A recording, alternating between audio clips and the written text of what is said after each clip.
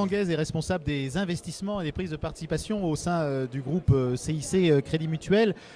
Aujourd'hui, vous travaillez sur un grand quart sud-est. Est-ce que la région de Marseille est aussi dynamique que celle de Lyon, où vous avez votre base en matière de potentiel de prise de participation dans les entreprises, de développement, voire d'introduction en bourse, puisqu'on commence à en reparler?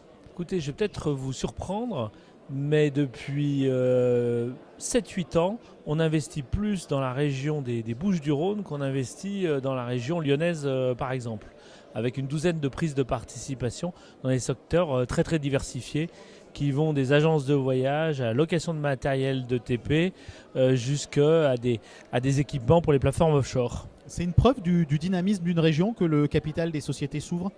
Tout à fait, parce que ça prouve qu'il y a des entreprises de croissance et qui intéressent des investisseurs comme nous.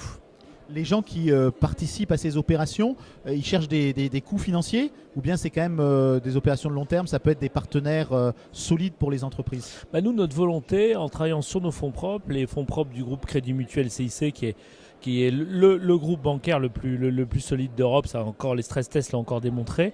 En travaillant sur ces fonds propres, on a la capacité à rester longtemps au capital des entreprises et quelquefois franchir les cycles, parce que certaines entreprises sont soumises à ces cycles.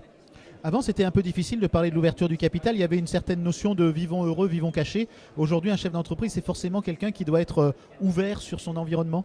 Je pense, parce que de toute façon, je crois que l'important aujourd'hui, il y a les capitaux qu'on peut effectivement amener, mais il y a aussi autre chose. Il y a notre expérience, les réseaux qu'on peut amener, les développements internationaux. Et je crois que c'est très difficile de dire je vais vivre dans mon coin et comme ça je vais pouvoir mener ma barque. Je crois qu'il faut être ouvert, arriver à avoir les horizons plus longs. Et pour ça, pour être ouvert, il faut des gens pour vous aider à ramer. Et nous, c'est notre rôle d'aider à ramer. Voilà. Et une ouverture du capital, c'est aussi une perte de contrôle, une perte de pouvoir pour le chef d'entreprise? Écoutez, nous, dans la plupart de nos interventions, on est minoritaire.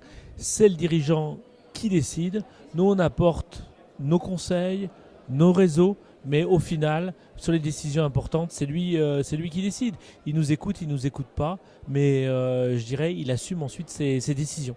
Et vous êtes un partenaire actif, sans gérer à la place du dirigeant de l'entreprise. Vous demandez quand même des gages, des garanties, du reporting, comme on dit, quand on vous raconte ce qui se passe? Oui, bien sûr. Pour pouvoir réagir de manière utile, il faut qu'on ait de l'information. Et c'est cet échange qui est intéressant. Et nous, on dit, par exemple, ça serait intéressant d'avoir cet élément-là, cet élément-là, cet élément. Et donc, ça enrichit le système d'information de l'entreprise. Ça enrichit effectivement son reporting. Mais on se cale dans ce qui existe. On essaie de le faire progresser, mais on se cale dans ce qui existe.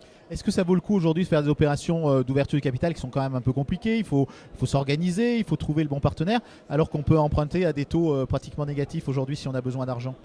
Je crois que la dette, et ça pourrait servir à certains de nos politiques, à ses limites. On ne peut pas, je dirais, s'endetter à l'infini. Il y a un moment donné, ou même s'il y a peu d'intérêt, il y a une échéance, il y a du capital à rembourser. Et ce capital, il faut trouver les moyens de pouvoir le rembourser. Ce qui est important, c'est que l'entreprise ne soit pas stressée par sa trésorerie. Parce que si ça mobilise la tête du chef d'entreprise matin et soir, celle de ses responsables financiers, elle n'arrive plus à avancer, elle patine comme une voiture qui a plus de carburant. Sur le plan financier et sur le plan des relations avec les entreprises ou de l'ouverture du capital, une métropole installée comme celle de Lyon, une métropole qui démarre comme celle d'Aix-Marseille, ça peut travailler ensemble? Ouais, complètement. Je crois que dans ce pays, Dieu merci, il y a un salut en dehors de Paris. On a la chance d'être dans les deux zones les plus dynamiques en termes de richesse, de PIB du pays, que sont la région PACA et la région Rhône-Alpes, travailler dans la vallée du Rhône. Et je dirais, quand on rencontre des dirigeants, ils réfléchissent d'ailleurs international, même s'ils sont attachés à leur territoire, ils réfléchissent d'abord international.